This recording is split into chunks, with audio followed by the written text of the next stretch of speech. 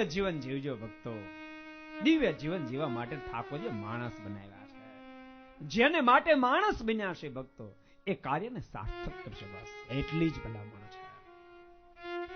બહુ ઉપદેશ આપ્યો છે. હે માં, મારું જે ભજન નથી કરતો, આરાધન નથી કરતો, એનો દેહ જયારે છૂટે છે, જમનો દૂતો મારી ધોકાઈને ઉપાડી જાય છે, જમરાજાની પાસે હાજર કરે છે.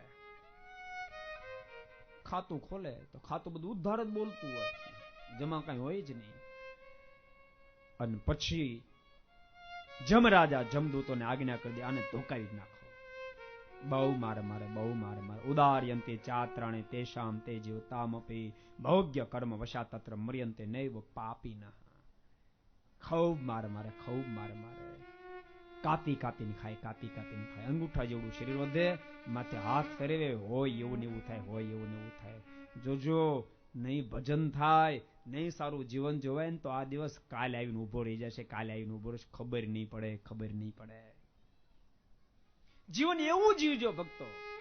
ઠાકોરી જીવન જીવવા માટે બહુ વર્ષ પહેલા એક ગુરુ શિષ્યના સંવાદવાળી પુસ્તિકા મેં વાંચી હતી. શિષ્ય ગુરુને પ્રશ્ન પૂછ્યો, ગુરુદેવ, મર્યો કોને કહેવાય? આ તે કઈ પ્રશ્ન છે તમારા મનમાં? આ તે કઈ પ્રશ્ન છે? પતી ગયો, મરી ગયો એટલે ગુરુદેવ, મર્યો કોને કહેવાય? તમે શું કહો? દેહમાંથી પ્રાણ અલગ થઈ ગયો, મરી ગયો. પણ ભક્તો, એ તમારી ભાષા છે, મહાપુરુષ નહીં. ગુરુએ અદ્ભુત શિષ્યને ઉત્તર આપ્યો, બેટા, મર્યો એને કહેવાય મર્યા પછી ફરીવાર માના ઉદરમાં ઊંધે માથે લટકવા આવવું ન પડે.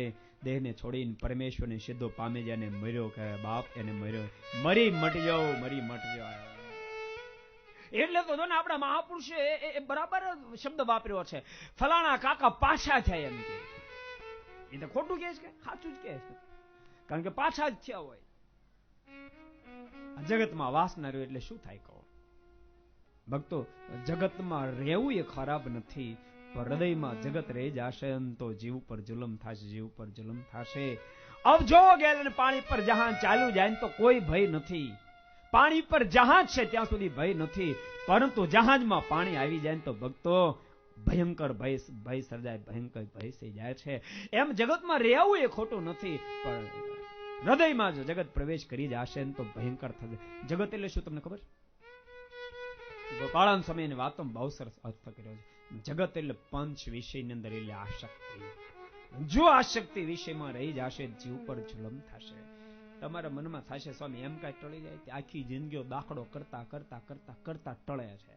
કઈ શક્ય નથી. મહેનત કરે ને ટળે. દાખલો કરે એનું ભક્તો એક દાડો કામ થઈ જાય છે. અખંડ પરમાત્માની આરાધના, ભજન, પ્રાર્થના અને ભક્તો એવું દિવ્ય જીવન જીવો. અનેક લોકોના આશીર્વાદના પાત્ર બનતા જાઓ. ભક્તો, આશીર્વાદની તાકાત છે એ બીજા કોઈની તાકાત નથી. અવશ્ય મેં જીવન દિવ્ય બની જશે.